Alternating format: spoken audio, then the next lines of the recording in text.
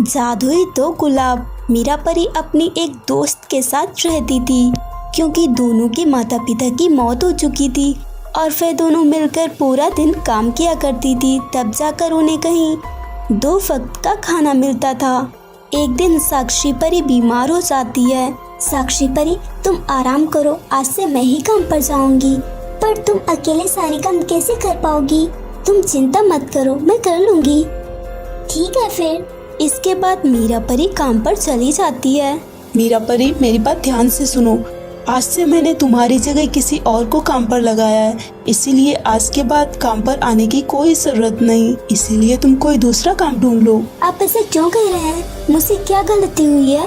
तुमसे कोई गलती नहीं हुई, पर अब यहाँ बहुत सारे नौकर हो चुके हैं और अब हमें नौकरों की जरूरत नहीं, इसीलिए तुम यहाँ से जा सकती हो। आप अगर हमें ऐसे अचानक से काम से निकालेंगे तो हम क्या करेंगे? प्लीज ऐसा मत कीजिए। मेरी दोस्त अभी बीमार है और उसके लिए दवाइयाँ भी लेनी है। पर उससे मुझे क्या? मुझे कोई फर्क नहीं पड़ता। अगर तुम मुझे ज्यादा परेशान करोगी तो मुझे तुम्हें धक्के मारकर यहाँ से बाहर निकालना पड़ेगा। अगर कोई काम नहीं है ना तो जाकर भीख मांगो, तुम लोग उसी के लायक हो।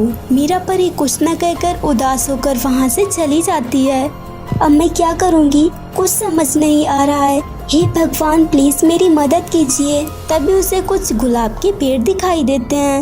ये तो गुलाब के पेड़ हैं और इसमें तो कितने रंग बिरंगे फूल लगे हुए हैं। इन्हें देखकर मेरे दिमाग में एक योजना आ रही है। क्यों ना मैं इन गुलाब के फूलों को ही बेचना शुरू कर दूं? कम से कम इसमें मुझे कुछ तो पैसे मिल ही जाएंगे और मैं साक्षी परी को भी कुछ भी नहीं बताऊंगी, वरना वो और ज्यादा परेशान हो जाएगी। मैं ये सारा काम उसे बिना बताए ही करूंगी। फिर मीरा परी साक्षी परी को बिना बताए गुलाब के फूल बेचने लगती है। एक दिन वह गुलाब तोड़ने के लिए जाती है। अरे ये क्या? आज तो गुलाब के फूल कुछ अलग लग रहे हैं, क्योंकि ये सारे गुलाब के फूल जादुई हैं। ये क्या, इतना बड़ा गुलाब का फूल? क्योंकि मैं जादुई गुलाब का फूल हूँ और ये सारे फूल हमेशा से जादुई हैं। मैं इतने दिनों से देख रहा हूँ तुम कितने सारे फूल बेचती हो और कितनी मेहनत करती हो, इसीलिए अब तुम्हें गुलाब के फूल बेचने की जरूरत नहीं, क्योंकि मैं तुम्हें ढेर सारा पैसा दे रहा हूँ। क्या सच में? हाँ बिल्कुल। उसके बाद फिर जादुई गुलाब मीरा परी को ढेर सारा पैसा देता है। इतना सारा पैसा देखकर मीरा परी बहुत ही ज्यादा खुश थी। सो फ्रेंड्स, अगर आपको ये कहानी अच्छी लगी हो तो वीडियो को लाइक कीजिए, चैनल को सब्सक्राइब कीजिए और हमें कमेंट करके जरूर बताएं कि आपको कहानी कैसी लगी।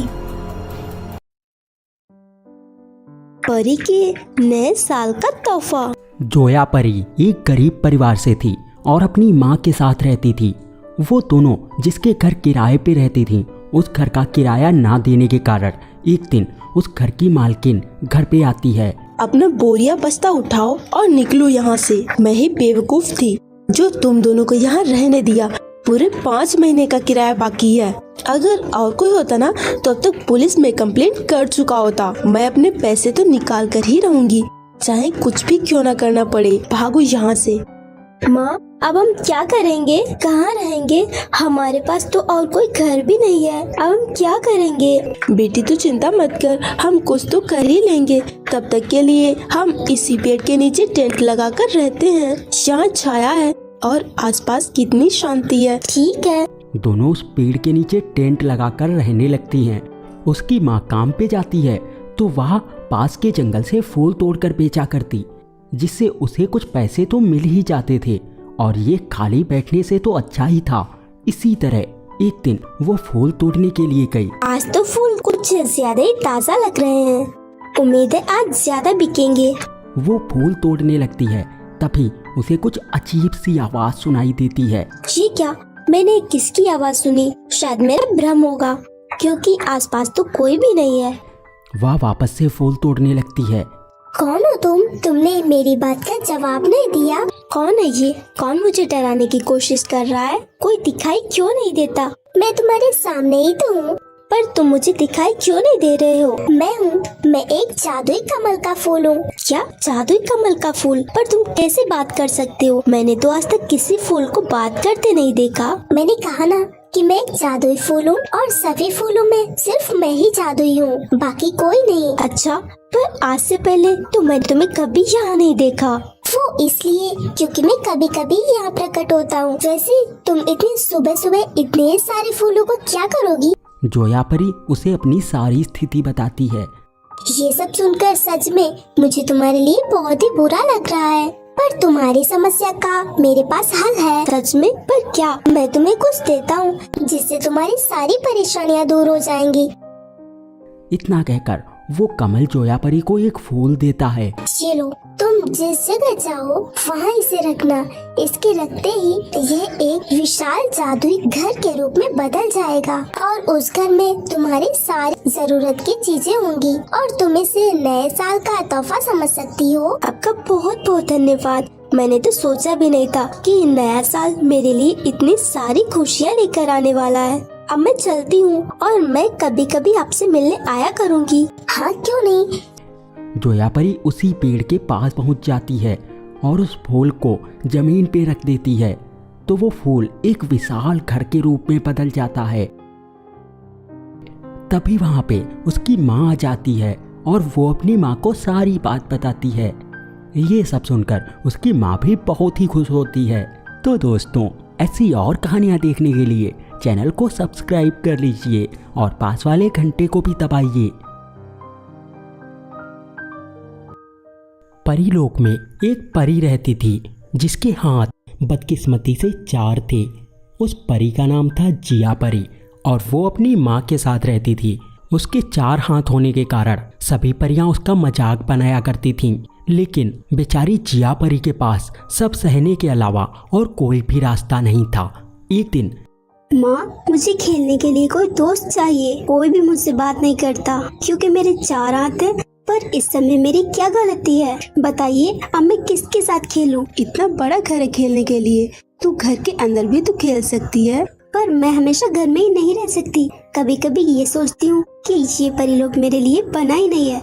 मैं इस परीलोक को छोड़कर हमेशा के लिए चली जाऊँ। तू ऐसा क्यों कह रही है? चिंता मत कर, मैं अब भी तेरी दोस्तों से बात करती हूँ। वो तुझे अपने साथ खेलने के लिए मना नहीं करेंगी। जिया परी की माँ उसके दोस्तों से बात करने के लिए उनके पास जाती है। आप उस छिपकली की तरफदारी करने आई है ना? पर मैं आपको पहले ही बता देती हूँ कि मुझे उसके बारे में कोई बात नहीं करनी और न ही हम उसके साथ खेलना चाहते हैं। चाहिए यहाँ से। काश जिया परी के सिर्फ 2 ही हाथ होते तो वो सबके साथ खेल पाती। एक दिन जिया परी मार्केट जा रही थी, तभी उसके सामने कुछ परियां आती हैं। क्यों छिपकली, इधर कहाँ चली? अगर मैं तुमसे बात नहीं कर रही तो तुम मुझसे क्यों बात कर रही हो? अच्छा, तो ऐसी बात है, हम भूल ही गए थे, हम तेरे साथ नहीं खेलते, इसलिए तो हमसे इस तरीके से बात करती है ना। चल ठीक है, जा जी ले अपनी जिंदगी।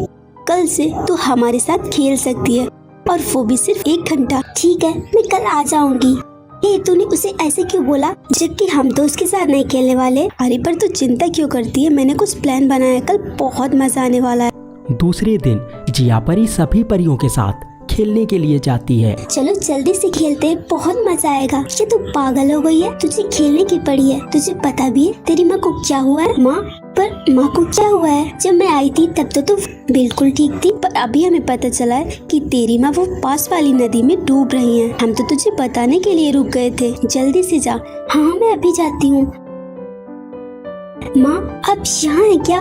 माँ मुझे सुन सकती है? वहाँ न ही किसी की आवाज आ रही थी और न ही उसकी माँ थी। इसका मतलब उन लोगों ने मुझे बेवकूफ बनाया। वो मेरे साथ ऐसे कैसे कर सकती है? सभी हमेशा मुझे बेवकूफ क्यों बनाते हैं? मेरे साथ ही ऐसा क्यों होता है? तभी अचानक उसे नदी में से एक जादुई मछली निकलकर बाहर आती है। अरे ये क्या? ये कैसी अजीब सी मछली है और ये तो उड़ भी रही है। ये कैसे हो सकता है? क्योंकि मैं एक जादुई मछली हूँ और इस नदी में मेरा एक जादुई महल है और मैं उसी महल में रहती हूँ। पर तुम इतनी दुखी क्यों हो? जिया परी उसे सारी बात बताती है। बस इतनी सी बात के लिए तुम इतनी दुखी क्यों हो? मैं तुम्हारे 2 हाथ गायब कर सकती हूँ। चलो। इतना कहकर वो जादुई सुनहरी मछली जिया परी के 4 हाथ की जगह 2 हाथ बना देती है। अब तो तुम खुश हो ना?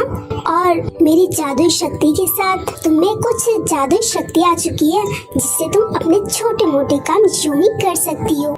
अब जिया बहुत ही ज़्यादा खुश थी क्योंकि उसके 2 हाथ तो गायब ही हो गए थे, साथ ही साथ उसे जादुई शक्तियाँ भी मिली थी। तो दोस्तों, आपको ये कहानी कैसी लगी हमें कमेंट करके बताइए और ऐसी और कहानियाँ देखने के लिए चैनल को सब्सक्राइब कर लीजिए।